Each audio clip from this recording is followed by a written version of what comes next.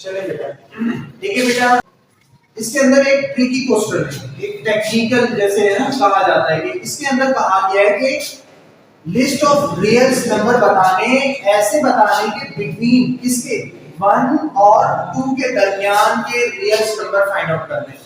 आपके पास सवाल पेपर में किसी भी तरह आ सकता है, 3 और 4 के बीच में भी बता सके, लेकिन किताब के पीछे जो है ना लिमिटेड आंसर दिए गए, सिर्फ और सिर्फ 4 आंसर दिए। क्लियर है बेटा? इसके अंदर हम देखिए, इसका जो है ना हमें 1 और 2 का निकालना है, तो आपने क्या करना है, 1 रखना है यहाँ पर और यहाँ पर 2 रखना है। आप सभी जानते हैं, तमाम बच्चे के हर डेनोमिनेटर न्यूमरेटर के नीचे कुछ ना कुछ नंबर गिवन होता है, वो 1 होता है। कोई भी नंबर हो, कोई भी बिल्कुल, कोई अगर कहे सर 5, आप ये कह सकते हैं सर ये है 5/1, बिल्कुल सही कह सकते हैं। अगर कोई कहे 10, ओनली 10, आप यही भी कह सकते हैं सर 10/1, 10 का मतलब 10/1 ही होता है। क्लियर है? तो आप सबके इल्म में, अब मैंने बिल्कुल सपोज करता हूं मैं 10 रियल नंबर निकालना जानता हूं, चाहता हूं, तो मैं किस तरह से निकाल लूंगा। आपने सिंपल कुछ नहीं करना है, सिर्फ और सिर्फ नीचे डिनोमिनेटर को 10 से मल्टीप्लाई कर देना है। और जैसे कि आपके इल्म में है, जब नीचे से मल्टीप्लाई करते हैं तो न्यूमरेटर से भी करना पड़ता है, तो न्यूमरेटर से भी आप मल्टीप्लाई कर देंगे। अगेन दोबारा देख लें, 1 और 2 के रियल्स नंबर कैसे फाइंड आउट करते हैं बेटा।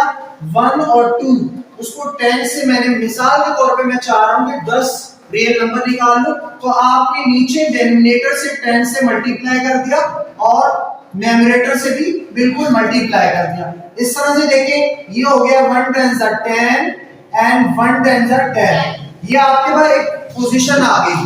और इस तरह से देखें 2 10 20 और 1 10 10। अब इसके बिटवीन जितने भी नंबर हैं ये कहलाते हैं हमारे रियल नंबर। 20/10 के अंदर जितने भी चल रहे हैं, मिसाल के तौर पे 10/10 के बाद 11/10 हो गया, 12/10 हो गया, 13/10 हो गया, 14/10 हो गया, ये यहाँ तक चल रहे हैं 19/10 तक और 20/10 तक। अगर आप देखें इसको सिंपलीफाई करेंगे तो कुछ ऐसे आ जाएगा आंसर 1.1। 11/10 को जब सिंपलीफाई करते हैं और 12/10 को जब सिंपलीफाई करेंगे 1.2 आ जाएगा, ऐसा ही है। अच्छा, इसी तरह 1.3 आ जाएगा। देखिए ये 1 और 2 के बिटवीन लाई कर रहा है, आप लोगों को खुद भी समझ आ रहा है 1 और 2 के बिटवीन कौन से नंबर होंगे, यही होंगे। तो यहां से शुरू होंगे 1.1 1.2, ये चल रहा है 2 से पहले पहले यानी कि 1.9 तक। ये तमाम रैशनल नंबर कहलाते हैं। ये फ्रैक्शन फॉर्म में दिया हुआ है, आप जब इसको सिंपलीफाई करेंगे तो कुछ ऐसे रिजल्ट आ जाएगा जिससे आप आराम से फाइंड कर सकते हैं कि रैशनल कैसे निकाला जाता है। क्लियर है बेटा? कोई प्रॉब्लम? बहुत सिंपल है। इसी तरह नेक्स्ट क्वेश्चन की तरफ मूव करते हैं। बताना है कि पाई का, pi is an irrational number, give reason.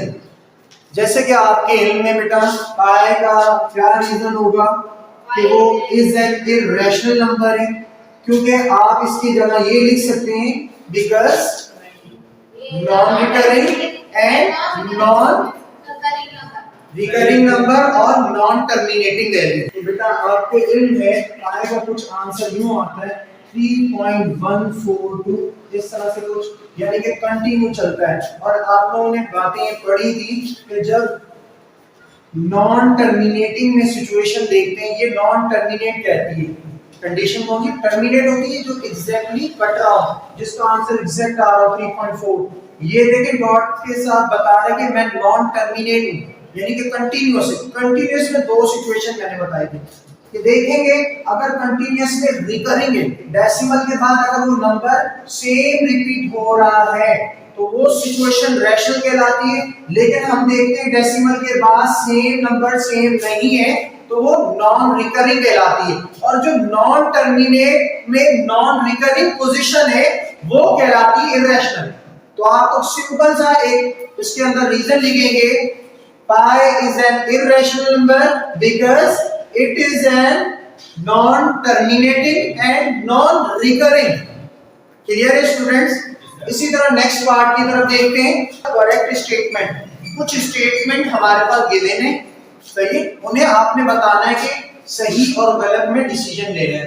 अगर मैंने थोड़ा सा सिंपलीफाई कर दिया है आसानी के लिए, देखिए पहला सवाल है 5/7 is an example of irrational number. अगर हम गौर करें 5/7 कह रहा है कि is an example of irrational. Irrational कह रहा है, बिल्कुल सही कह रहा है, क्योंकि इरेशनल में ये वो पार्ट है जिसको हम नॉन टर्मिनेट कहते हैं, यानी कि कंटिन्यूअसली चल रहा है, क्लियर। और नॉन टर्मिनेट में वो कंडीशन जो नॉन रिकरिंग होती है वो कहलाती है इरेशनल। ऐसा ही है ना?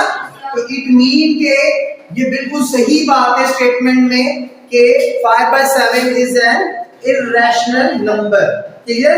अच्छा, pi is an irrational number, ये बात भी हमने थोड़ी देर पहले, इससे पहले वाले सवाल में पढ़ी कि वो इरेशनल है, बकायदा उसका रीजन के साथ, क्लियर है। तो देखिए नेक्स्ट स्टेप में जो आपके पास डेसिमल फॉर्म में दिया हुआ है 0.31591 is an example of non terminating.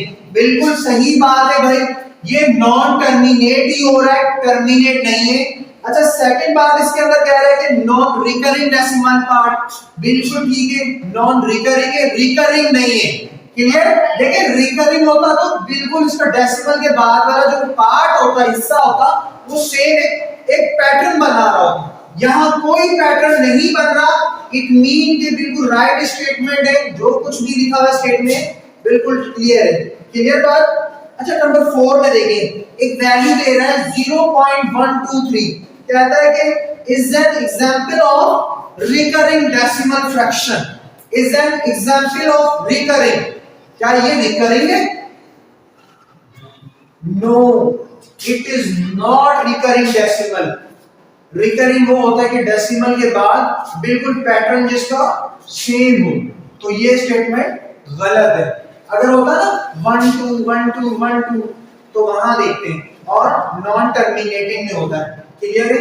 ये टर्मिनेट वैल्यू पहली तो बात। इसी तरह नेक्स्ट पार्ट में देखते हैं, मूव करते हैं। कहते हैं कि 1/3 एंड 2/3, ये दो फ्रैक्शन दे दिया आपको। कहता है कि आर लाइन बिटवीन 0 एंड 1, 0 और 1 के दरमियान में लाई कर रहा है, ये बताना है। देखो हमने जब इसको सिंपलीफाई किया, डेसिमल में कन्वर्ट किया, तो कुछ आंसर 0.33 आ रहा था, और इसको जब सिंपलीफाई किया 0.66 आ रहा था, यही है ना। अब देखें ये 0 और 1 के बिटवीन बिल्कुल आ रहा है, क्योंकि 0 के आगे जो नंबर आता है 0.1 आता है, 0 से आगे 0.1 0.2। अगर आप देखें ये दोनों नंबर 0 और 1 के बिटवीन लाई कर रहा है, इट मीन ये स्टेटमेंट क्लियर है, राइट है, समझ आ रही है। अच्छा, 1/√3 is an example of rational number, ये भी बिल्कुल ठीक है, ये इरेशनल है। इसको आप लोगों ने पहले पढ़ा था क्वेश्चन नंबर 1 के अंदर, ये स्टेटमेंट आई है, क्लियर स्टूडेंट्स।